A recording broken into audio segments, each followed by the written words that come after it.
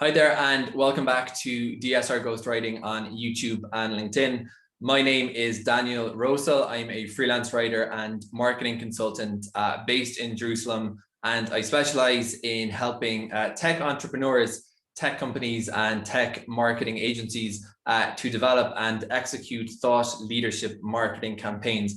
And I've been recording this series of videos discussing the various very interesting insights contained in the Edelman LinkedIn B2B Thought Leadership Impact Study that came out in December of 2019, and it's part of the relatively small amount of research that's been done into the whole topic of thought leadership. And thought leadership is definitely a unique breed of marketing that, as I've made the point many times before and written articles about this topic, thought leadership is not content marketing. They're different strategies. They can both leverage words, they can both leverage video, they can both leverage audio, but they're intended for different audiences. And just as importantly, they operate at different levels, whereas thought leadership is commonly a peer-to-peer marketing exercise, and content marketing is often more focused on speaking to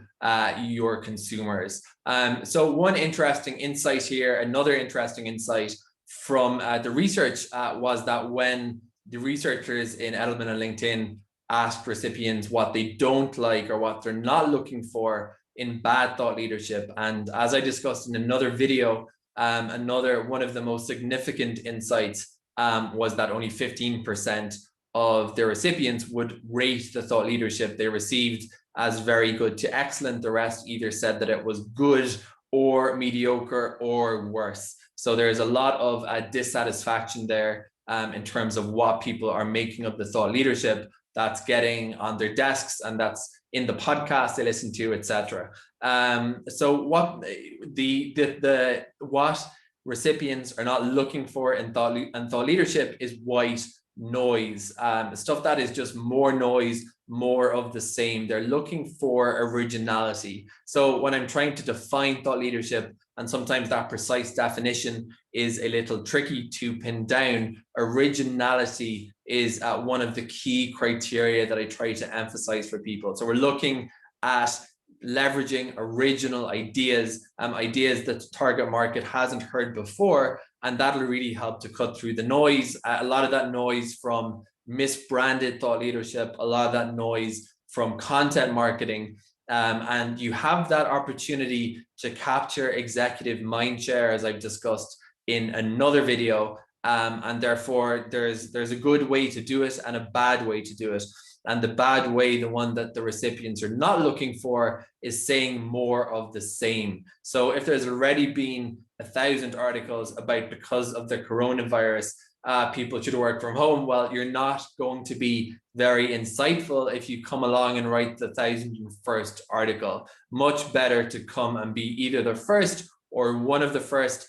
Some great ways to do that, for example, you can leverage your own research. Some companies, for instance, would mine their own internal bank of case studies in order to extrapolate from what their customers are seeing to identifying emerging use cases and trends in the market, and then communicating that information out via trade media and other routes to market. So that's a key for thought leadership, is to get that originality. Hope this video has been interesting, and if you're interested in learning a lot more about thought leadership or checking out my thought leadership ghostwriting service, then please feel free to check out my website. That's at dsrghostwriting.com, altogether, no spaces. There's a free newsletter there about thought leadership. There's also a LinkedIn company page, and there's also a YouTube channel where these videos are being posted. Hope that video was useful. Another one will be coming out soon.